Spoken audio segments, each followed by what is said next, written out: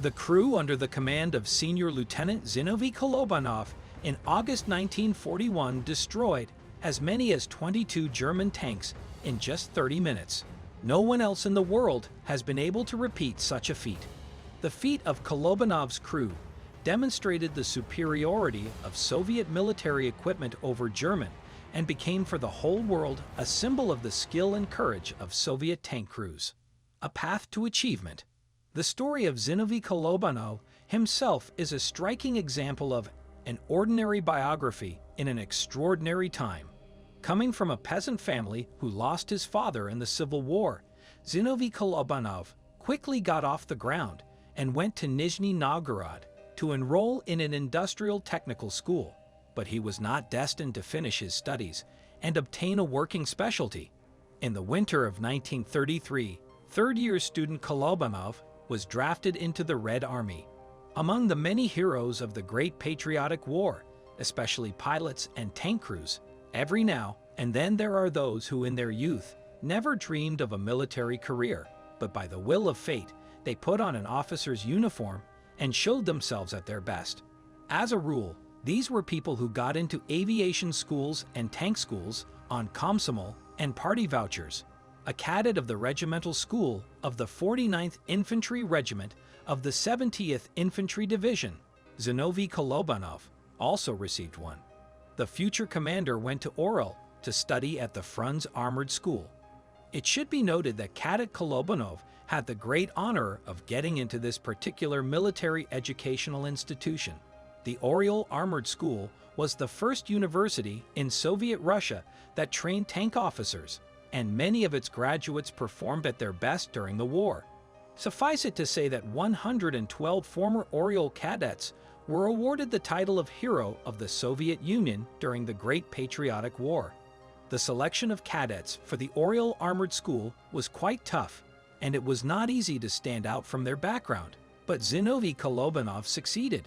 He graduated with honors and received the right to choose his place of further service. For him, who had long dreamed of Leningrad, this issue was resolved simply, and in the summer of 1936, the young Lieutenant Kolobanov arrived at his duty station in the 3rd Separate Tank Battalion of the 2nd Tank Brigade of the Leningrad Military District, ordered to stand to the death.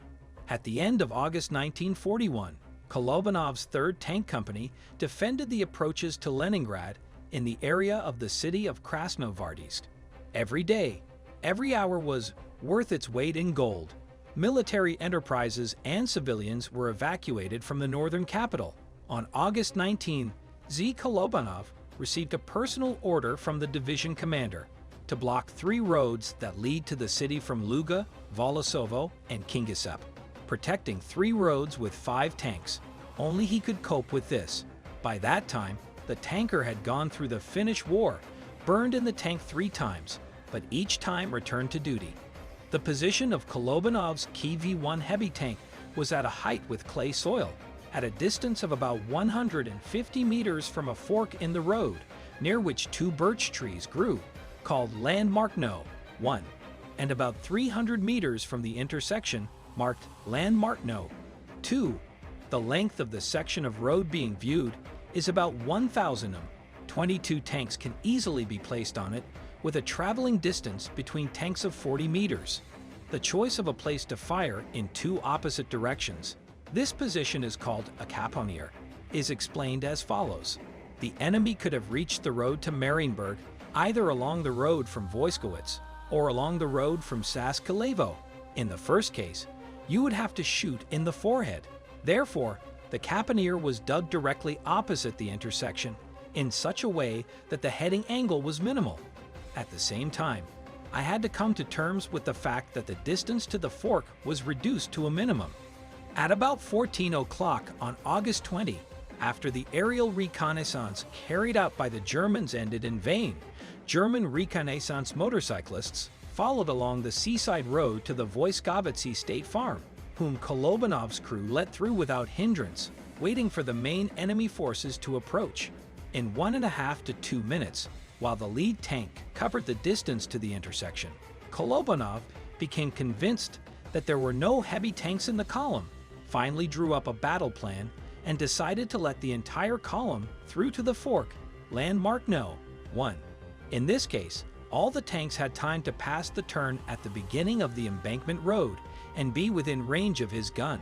The Panzer 35 light tanks of the German 6th Panzer Division were moving in the column. Having knocked out tanks at the head, middle, and end of the column, Kolobanov not only blocked the road at both ends, but also deprived the Germans of the opportunity to drive onto the road leading to Wojskowice.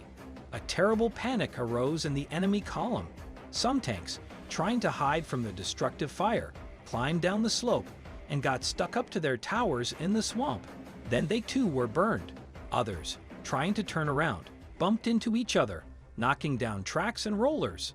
Frightened crews, jumping out of the burning cars, rushed between them in fear. Most of them came under machine gun fire. In 30 minutes of battle, Kolobanov's crew knocked out all 22 tanks in the column. 98 armor-piercing rounds were used from the double ammunition load. After the battle, Zinovy Kolobanov's KV-1 received more than 100 hits. After the feat. For 3 more weeks, after the battle near Wojskowice, the company of Senior Lieutenant Kolobanov held back the Germans on the approaches to Krasnogvardisk in the Bolshaya Zagvozhka area. During this time, 5 Kolobanov tanks destroyed 3 mortar batteries, 4 anti-tank guns, and 250 German soldiers and officers. On September 13, 1941, Krasnogvardisk was abandoned by units of the Red Army. Kolobanov's company was again left at the most important line at that moment. It covered the retreat of the last military column to the city of Pushkin. On September 15, 1941, Senior Lieutenant Kolobanov was seriously wounded.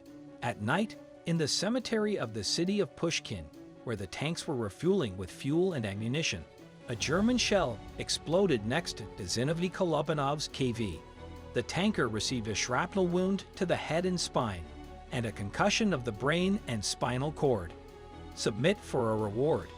Immediately after this tank battle, which ended in the complete victory of Soviet weapons, a note about the feat of tanker Kolobanov appeared in the Krasnaya Zvezda newspaper, and in the archives of the Ministry of Defense, a unique document has been preserved. The award sheet of Zinovy Kolobanov. The general granted his request. He was sent for treatment to the Leningrad Trauma Institute, to the very city that the tankmen so successfully defended. Before the blockade of the northern capital, the tank hero was evacuated and was treated in hospitals in Sverdlovsk until March 15, 1945. But in the summer of 1945, having recovered from injury, Zinovy Kolobanov returned to duty. He served in the army for another 13 years, retiring with the rank of lieutenant colonel, then lived and worked at a factory in Minsk for many years. In the early 1980s, it was decided to erect a monument at the site of the battle near Wojskowice. Zinovy Kolobanov wrote a letter to the USSR Minister of Defense Dmitry Ustinov with a request to allocate a tank for installation on a pedestal, and a tank was allocated, although not the KV-1, but the later IS-2. However, the very fact that the minister granted Kolobanov's request suggests that he knew about the tank hero and did not question his feat. Why not a hero? To the question, why was the hero tankman Kolobanov, neither during the Great Patriotic War nor after its end, awarded the title Hero of the Soviet Union? There are 2 answers, and both of them lie in the biography of tanker Zinovy Grigoryevich Kolobanov.